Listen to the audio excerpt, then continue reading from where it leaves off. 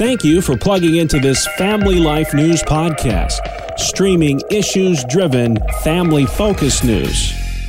Up to 52% of young folks are moving back home. What is happening here, Chris?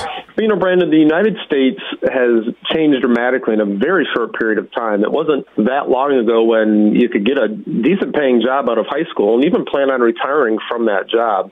Well, this is really not the case any longer. The expectations of the younger generations haven't changed. Young people today expect to have a standard of living that is equal to or better than that of their parents' generation. And at one point, this was true and realistic. Well, sadly, it's unrealistic today on a large scale based on the social, political, and economic climates that we're seeing today. It's like a sort of culture shock. It is. There's a level of cultural entitlement and expectation that's not being met on a larger scale any longer, and the younger generations are having a hard time adjusting to these new dynamics. Of course, it doesn't really help that we have an education system now that's creating a lot of victims, and therefore young people believe that demanding what they want until they get their way is the way to go. And, quite honestly, this in large part helps to explain why there's such a shortage of workers in the workplace.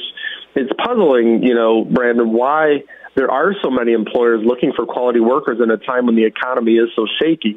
I'm sure that these changing economic conditions and affordability of living is driving a big part of it as well. It is. And, I grew up in Western New York, and I've seen many jobs and manufacturers leave the area, but I look at the housing market here, Brandon, and what's really incredible is I wonder why on earth the prices are so steep here in an area that has little economic incentive to move here. Well, regardless of the causes, and that's a conversation for another time, the high prices of housing and rent is at least one reason why young people are moving back in with their parents. You mentioned the shift in the education system as part of the explanation. Can you elaborate on that a bit? Absolutely. And if you look at the hyper-focus that our education system has now in science and technology and the far reduced focus on practical skills, you'll see why it's harder for younger generations to make a go of it. I don't even know, honestly, if home economics is even part of the curriculum anymore here in our public schools, but also the intentional political indoctrination of our young people is a part of this as well. There is a victim-creating scheme that I was referring to earlier, and there's so little emphasis now in our education systems on such things as resilience, work ethic.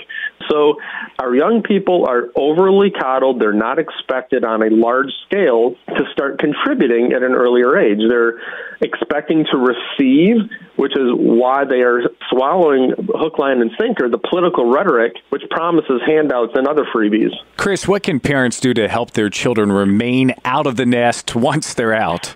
I think having several very clear, focused discussions with your children about this trend is a good way to start.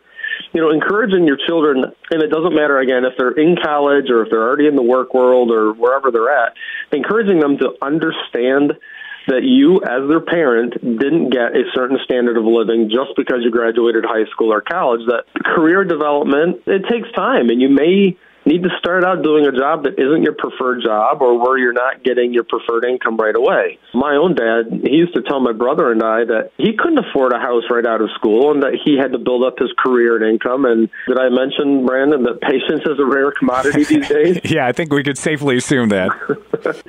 Starting the conversation with your teenagers or your young adults is an important first step. Help them to understand the changing landscape of American culture and economy, and then help them to keep the plan in focus as they get their own first apartment, their first jobs. Help them to budget, to understand how money works, because these are things that are not being taught in school. So young people don't understand this. Yeah, but this doesn't mean as parents they can't be there for their children.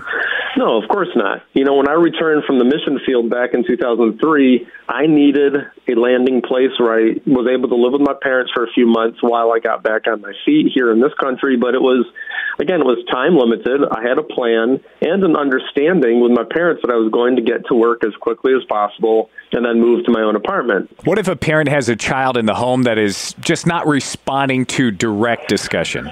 This is tough, Brandon, for those parents, and I would recommend speaking with a counselor or a pastor. The last thing you want to do, of course, is not to have any plan or expectations in place, and that can enable a child to take advantage and to just, let's put it this way, overstay their welcome. But if an adult child is going to spend longer time in the house, then at least charge rent, require contribution to the utilities and expenses for the time that they're in the home. But if you continue to have difficulty and you're encouraging them to leave for the next phase of their own lives, then by all means speak with a mental health professional, another trusted advisor to formulate a plan. Because again, there could be some unhealthy family dynamics that need to be taken care of, and the counselor can help you do that for sure.